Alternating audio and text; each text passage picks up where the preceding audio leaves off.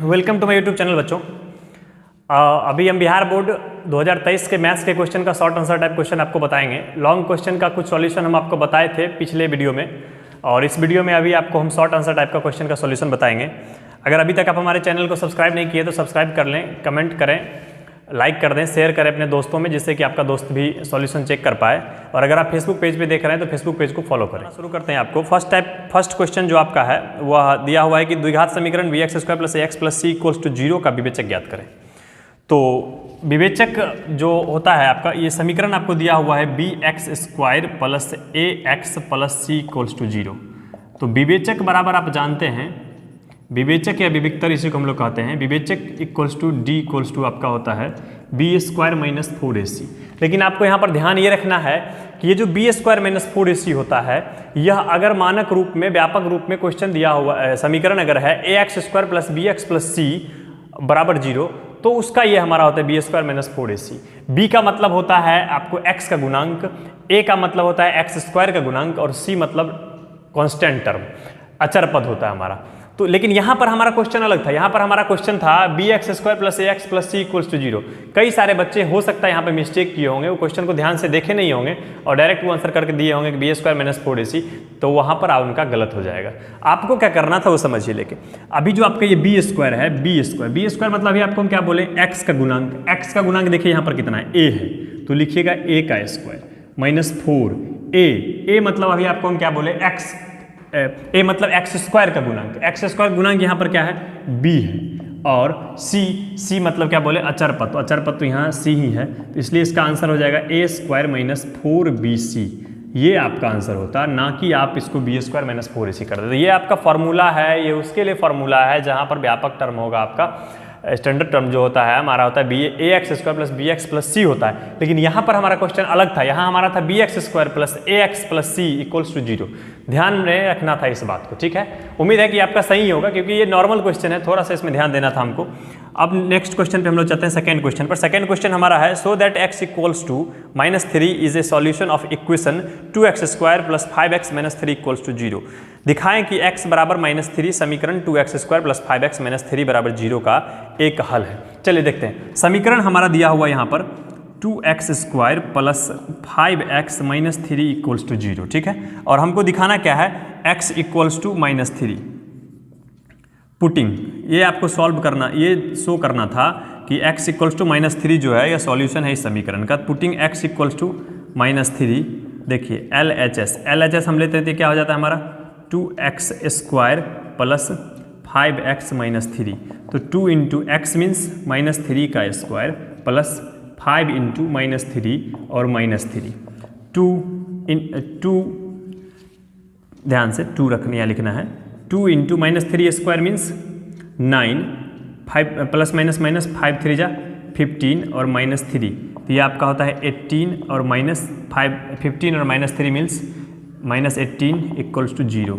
ये RHS स्पष्ट आप देख रहे हैं कि जब हम -3 वैल्यू रख रहे हैं तो इक्वेशन का वैल्यू हमारा क्या आ रहा है, 0 आ रहा है। तो आप जानते हैं, शून्य उसी को कहते हैं जिस मान को रखने पर बहुपद का मान, या अगर समीकरण है तो मूल उसी को कहेंगे, सॉल्यूशन हल उसी को कहेंगे।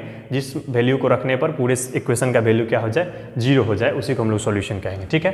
तो इस प्रकार से इस क्वेश्चन को आपको बनाना था। चलिए आगे बढ़ते हैं हम लोग। हाँ, इसके बाद आपका क्वेश्चन नंबर 3 है, यहाँ आपको बता देते हैं क्वेश्चन नंबर 3।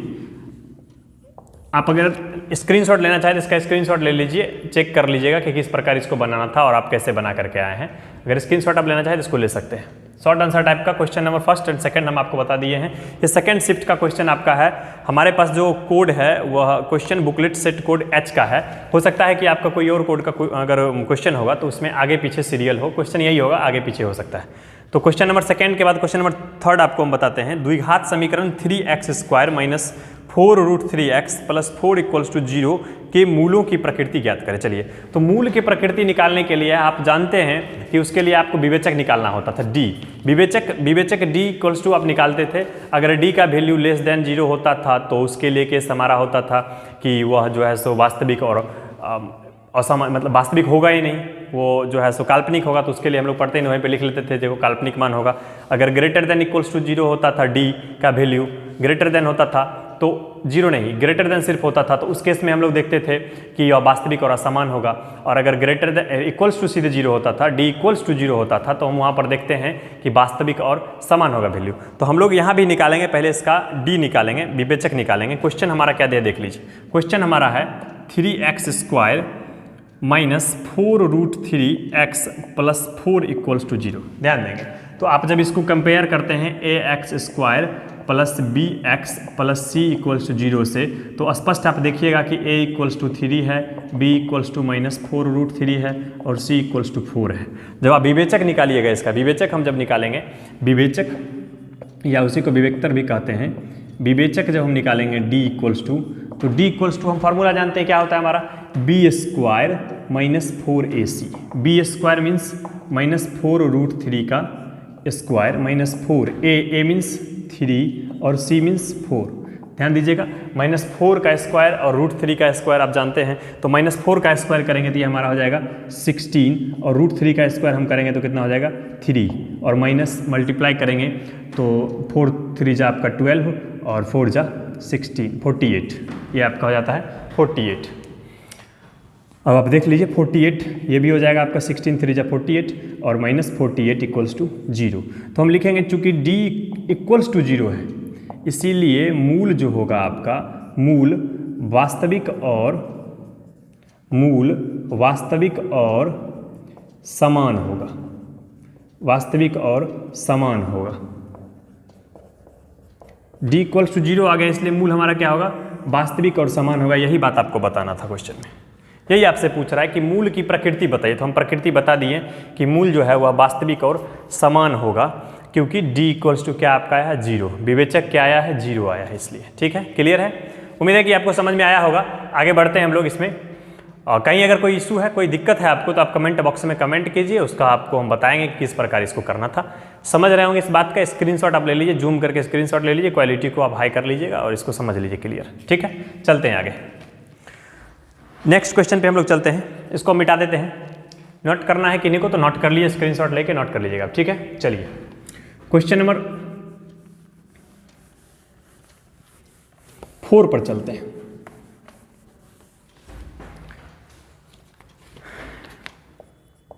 क्वेश्चन नंबर 4 हमारा जो है वह कह रहा है कि अनुपातों a1/a2, b1/b2 एवं c1/c2 की तुलना कर ज्ञात करें कि निम्नांकित युग्म 3x + 12 = 5, 2x + 8 = 7 असंगत है।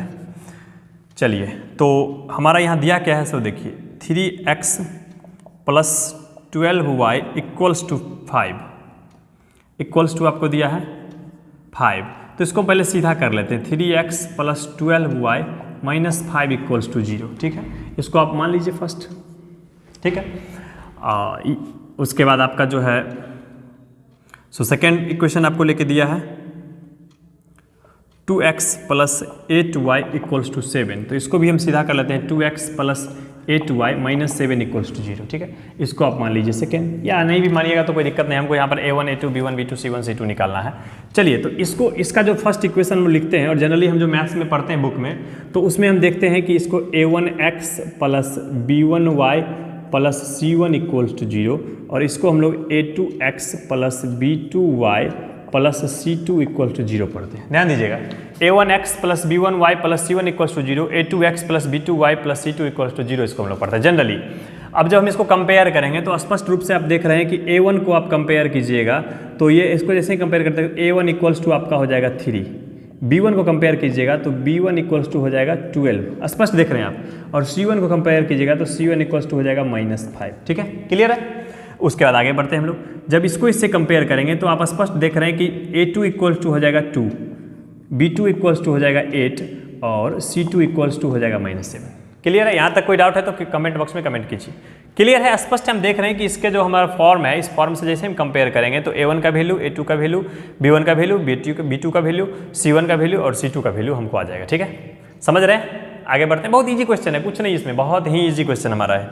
अब हमको कह रहे हैं कि इसका कंपेयर करके और आप वैल्यू निकालिए। चलिए समझिए, तो हम करते हैं a1/a2। देखिए a1 का वैल्यू आपके पास कितना है 3/2, उसके बाद हम करते हैं b1/b2। b1 का वैल्यू कितना है आपके पास 12 है और b2 का वैल्यू कितना है 8 है, चलिए इसको हम अगर क्रॉस करेंगे तो 4 3 जा 12 और 4 2 जा 8, तो ये हो जाएगा आपका 3/2।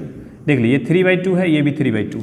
अब हम निकालते हैं C1/C2। C1 हमारा कितना है -5/7 है, -5/-7 है, माइनस से माइनस अगर क्रॉस भी हो जाता है तो ये हमारा हो जाएगा 5/7। अब स्पष्ट आप देख रहे हैं कि A1/A2 और B1/B2 है, इस दोनों का वैल्यू सेम है, जबकि C1/C2 का वैल्यू क्या है, अलग है। स्पष्ट हम यहाँ लिखेंगे चूंकि A1/A2 equals to B1/B2 does not equals to C1/C2। A1/A2 का वैल्यू जो है B1/B2 का वैल्यू जो है वह सेम है, जबकि C1/C2 का वैल्यू क्या है, अलग है। इसीलिए यह जो हमारा निकाय लेके दिया है युग्म जो है वह समीकरण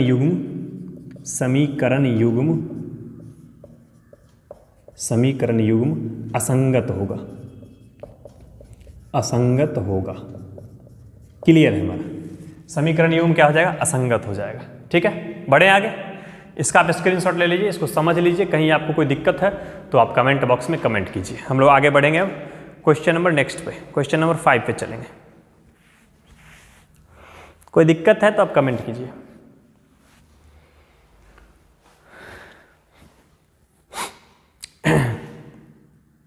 चलिए नेक्स्ट 5 नंबर क्वेश्चन पे चलते हैं।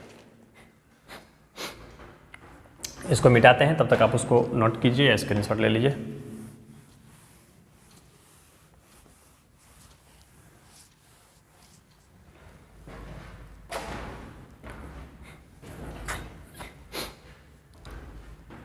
कहीं कोई दिक्कत है तो कमेंट कीजिए। चलिए नेक्स्ट क्वेश्चन 5 नंबर क्वेश्चन आपका है कि 4t² - 4t + 1 के शून्यक ज्ञात करें एवं शून्यकों और गुणांकों के बीच संबंध की जांच करें। तो इसको हम दो तरीका से आपको बताते हैं, आपको जो अच्छा लगे, जो लॉलीपॉप लगे उसको आप अपनाइए, या आप कैसे बनाएं आप देख लीजिएगा। हम दो तरीका से इसको बताते हैं शून्यक निकालने का कंसेप्ट। इसमें सिंपल हमारा क्वेश्चन है, क्वेश्चन आपको दिया है Px = दिया है, क्वेश्चन नंबर कितना है, ये क्वेश्चन नंबर आपका हो गया 5 नंबर क्वेश्चन का ध्यान रखिएगा। क्वेश्चन आपको लेके दिया है 4t² - 4t + 1। इसको आप अगर नोट कर लिए हो तो इधर ही हम बता देते हैं, इसका आप स्क्रीनशॉट ले लीजिए। ठीक है, चलिए मिटाते हैं इसको, ले लीजिए स्क्रीनशॉट, ले लिए होंगे। बढ़ते हैं आगे।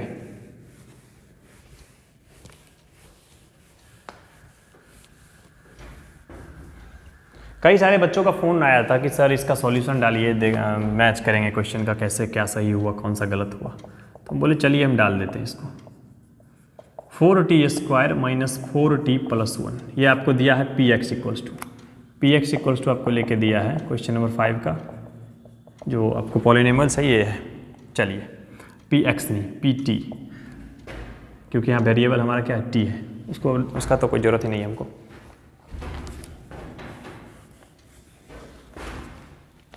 चलिए देखिए, तो इसका हमको निकालना था शून्यक निकालना है इसका। तो हम क्या करेंगे,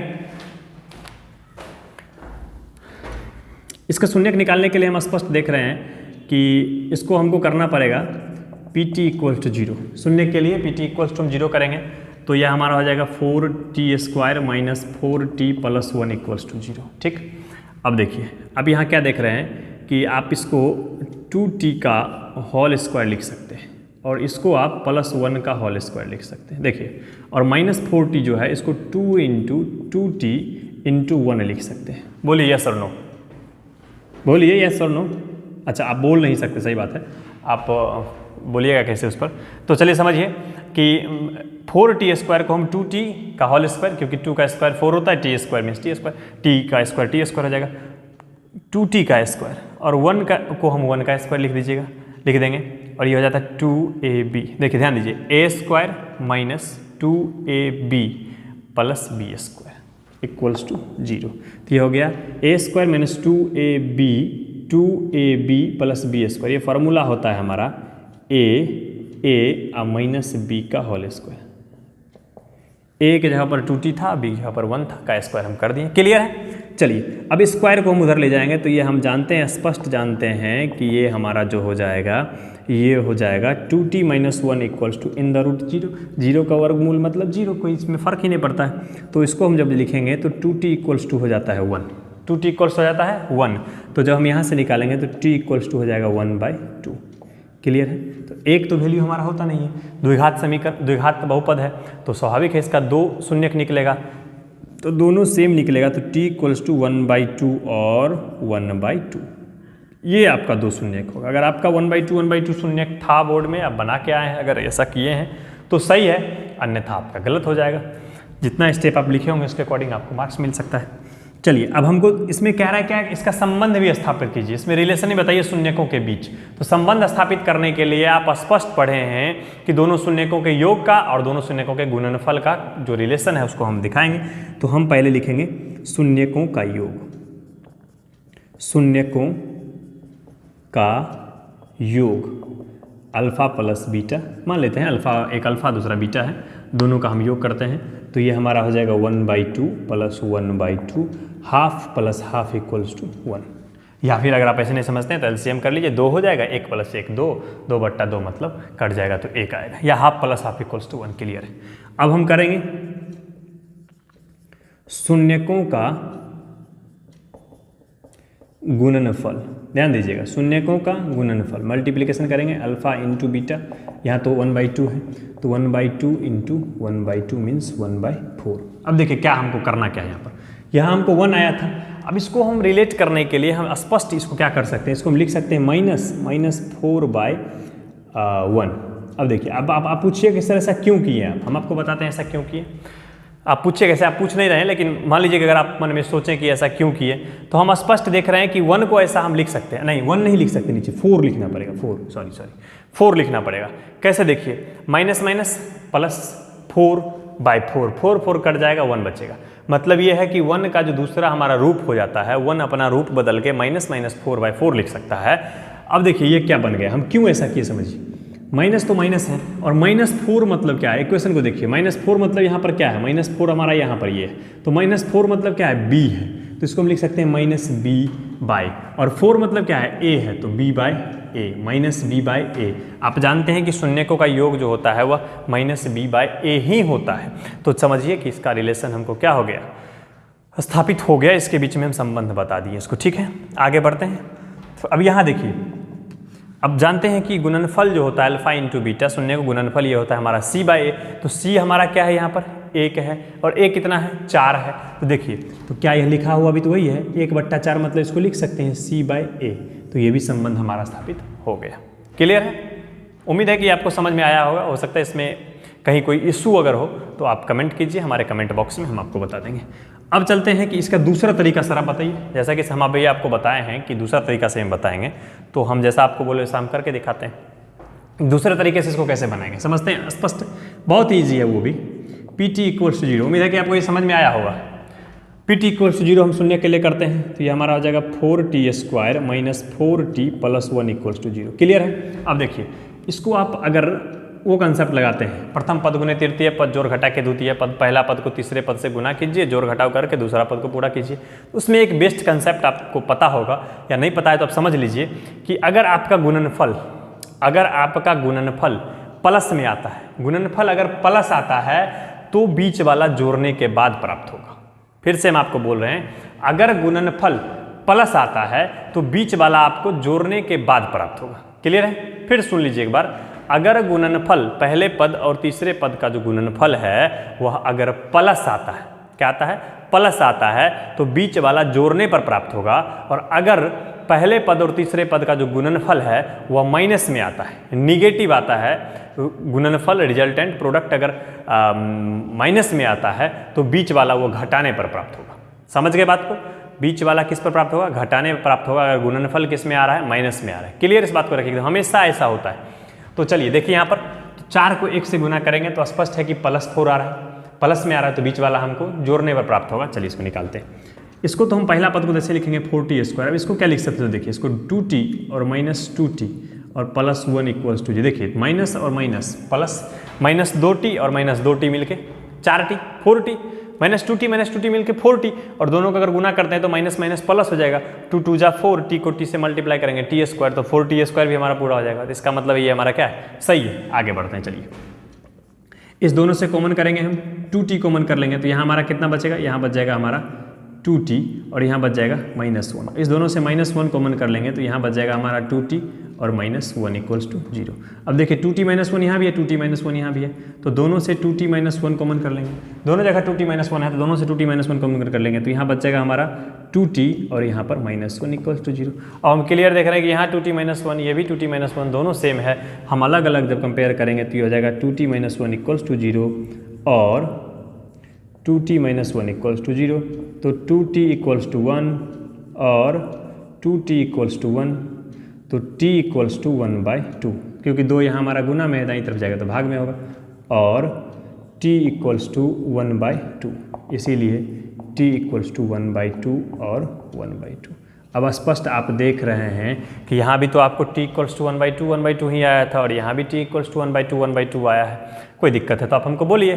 दोनों में सेम आया है, दोनों अलग अलग तरीका है, दोनों एक ही सवाल को बनाने का अलग अलग तरीका है। आप अगर ऐसे बनाए फिर भी सही है, ऐसे बनाए फिर भी सही है, या इसके अलावा भी किसी और तरीका से आप बनाए होंगे, सही सिर्फ होना चाहिए, तरीका सही होना चाहिए, नहीं कि कुछ करके हम माइनस आंसर मिला देंगे, ऐसा नहीं करना है। तरीका सिर्फ आपका सही होना चाहिए तो भी आपको नंबर मिलेगा। इसी तरह से इस क्वेश्चन को बनाना था। उम्मीद है कि आपको ये समझ में आया होगा। चलिए अब नेक्स्ट क्वेश्चन पे हम लोग बढ़ेंगे। इसको देखने के बाद नेक्स्ट पे बढ़ेंगे। नेक्स्ट क्वेश्चन हमारा है क्वेश्चन नंबर 6। ये 5 था, अब नेक्स्ट पे चलते हैं। इसका स्क्रीनशॉट अगर लेना चाहे तो आप ले सकते हैं स्क्रीनशॉट इसका, इसको नोट कर लीजिएगा, समझ लीजिएगा क्लियर। कहीं कोई डाउट हो तो आप कमेंट बॉक्स में कमेंट कीजिएगा। वीडियो को दोस्तों को शेयर जरूर कीजिएगा जिससे कि आपका दोस्त भी इसको चेक कर पाए। सब्सक्राइब कर लीजिएगा, लाइक कीजिएगा, कमेंट कीजिएगा। कमेंट कीजिएगा तो हमको लगेगा कि आप प्रेजेंट हुए थे, आप इसको देखें हैं। कमेंट भी करना जरूरी है, आप कमेंट कीजिएगा इसमें। ठीक है, आगे बढ़ेंगे, चले चलिए।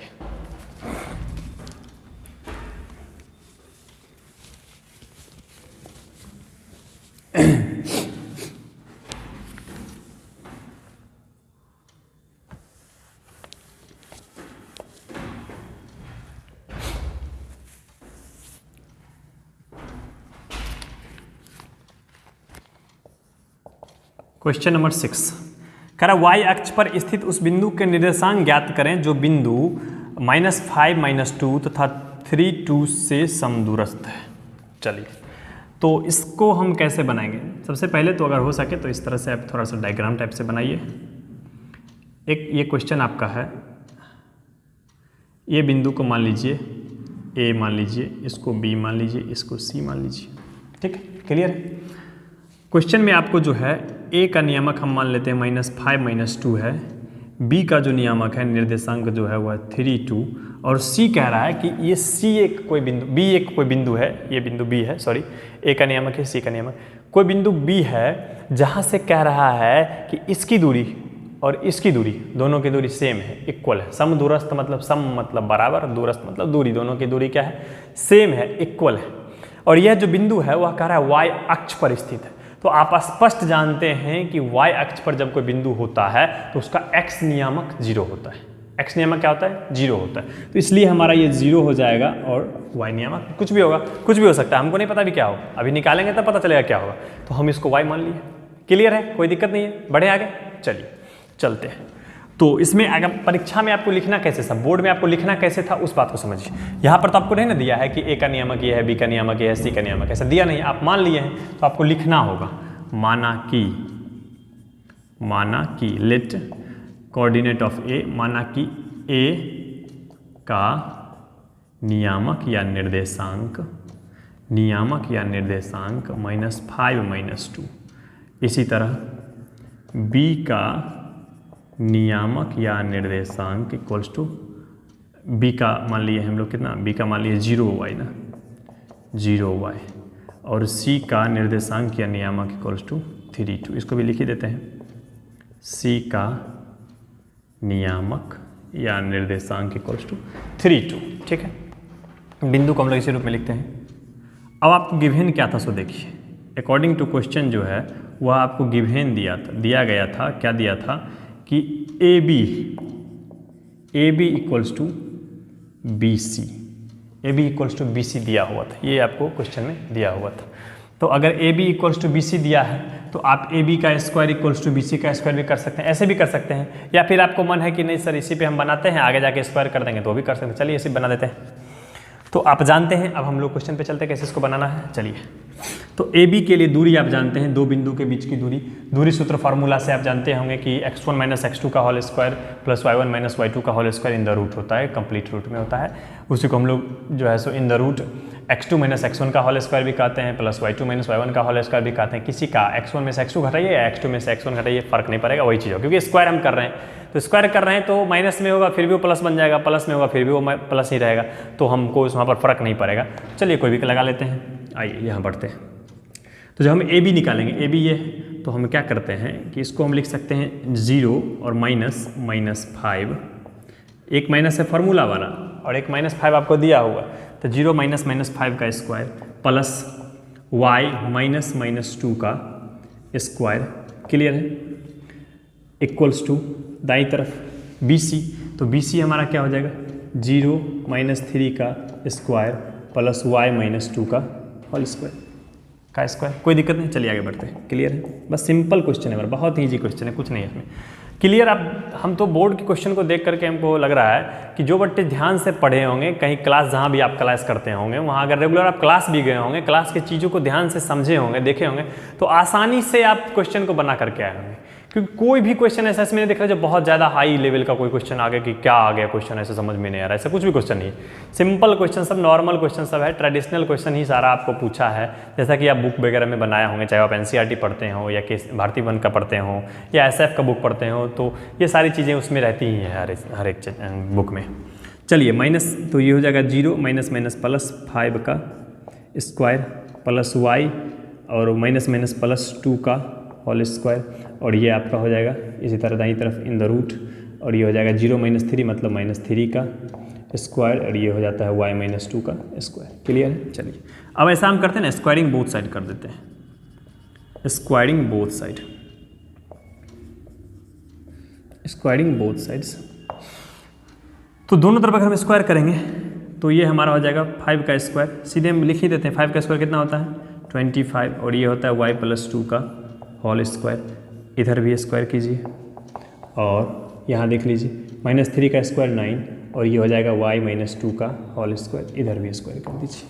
क्लियर है, दोनों तरफ हम क्या कर रहे हैं स्क्वायर कर रहे हैं। चलिए आगे बढ़ते हैं, कोई दिक्कत नहीं, बहुत ही ईजी है, अब तुरंत निकल जाएगा। स्क्वायर को स्क्वायर रूट से हम लोग जैसे ही स्क्वायर रूट को स्क्वायर करते हैं तो ये हमारा गायब हो जाता है, ये सिर्फ बचेगा 25 प्लस y + 2 का होल स्क्वायर, और इधर बचेगा 9 प्लस y -2 का होल स्क्वायर। अब देखिए हमको y का वैल्यू निकालना है, इसको इधर कर देते हैं, इसको इधर कर देते हैं। यहाँ हमारे पास है y + 2 का होल स्क्वायर, समझ रहे होंगे, उम्मीद है कि आपको समझ में आ रहा होगा। और ये जैसे इधर आएगा तो ये y -2 का होल स्क्वायर, यहाँ हमारा 9 है, और इधर आएगा तो माइनस में 25, it means -16। 9 - 25 it means -16। Clear है। अब चलिए हो गया खत्म। अब देखिए इसको अगर आप चाहें तो a + b के होल स्क्वायर पे तोड़ करके भी y का मान निकाल सकते हैं, या फिर अगर आप चाहें, सिंपल है इसमें कि a² और -b²। इस पर देख रहे हैं a² - b² है, तो इसको हम लिख लेते हैं a + b। a मतलब ये और b मतलब ये, a मतलब y + 2 को, b मतलब y -2, तो a + b इंटू a और -b, तो -b मतलब y -2। ठीक है, थोड़ा सा एक बार और ये स्टेप बढ़ जाएगा हमारा, ये हो जाएगा हमारा -16। क्लियर है, आगे बढ़ेंगे। a + b, a - b कर लिया, आगे चलिए खत्म, लास्ट आने वाला है, प्लस माइनस कट जाएगा, इसको हम गुना करेंगे तो 2y इंटू, यहाँ ध्यान दीजिएगा y + 2 और ये -y और माइनस +2। क्लियर है, y से y हमारा कट जाएगा, इक्वल्स टू -16। बस हो गया 2y, बस ख़त्म है, और इंटू 2 2 4 इक्वल्स टू -16। काटेंगे 4 4 जा 16 और 2 2 जा 4, तो y इक्वल्स टू आपका आ गया -2। y इक्वल्स टू आ गया -2। इसीलिए नीचे दिख रहा है क्या? चलिए, हो सकता है आपको नहीं दिख रहा हो, तो चलिए हम इधर आते हैं, आपको लिख देते हैं, यहाँ लिख देते हैं, इसीलिए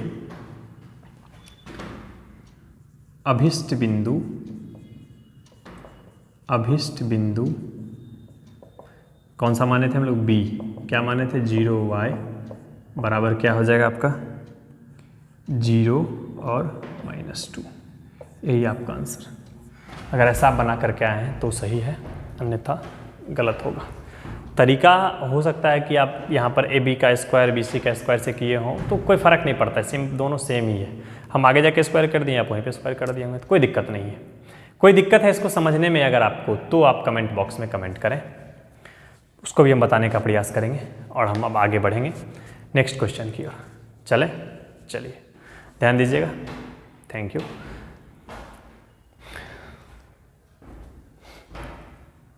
इसका आप स्क्रीनशॉट ले लीजिए। फिलहाल हम इतना ही रखते हैं अभी इस क्वेश्चन में, और फिर आपको जो इसके बाद का कुछ क्वेश्चन जो बच गया उसका सॉल्यूशन आपको हम बताएंगे। फिलहाल अभी इतना ही रखते हैं, इसको आप मिला लीजिए, फिर नेक्स्ट वीडियो में आपको हम इसके बाद के क्वेश्चन का सॉल्यूशन बताएंगे। Thanks for watching. एक बार फिर से आपको हम कह दे रहे हैं कि अगर अभी तक आप हमारे चैनल को सब्सक्राइब नहीं किए हैं तो सब्सक्राइब कर लीजिए, अपने दोस्तों में शेयर कीजिए, जिससे कि आपके दोस्त भी इस सॉल्यूशन को देख पाएँ और वो क्वेश्चन का सॉल्यूशन मिला पाएँ। कहीं पर किसी तरह का कोई इशू है तो आप कमेंट बॉक्स में कमेंट कीजिए, और धन्यवाद। चलिए ठीक है।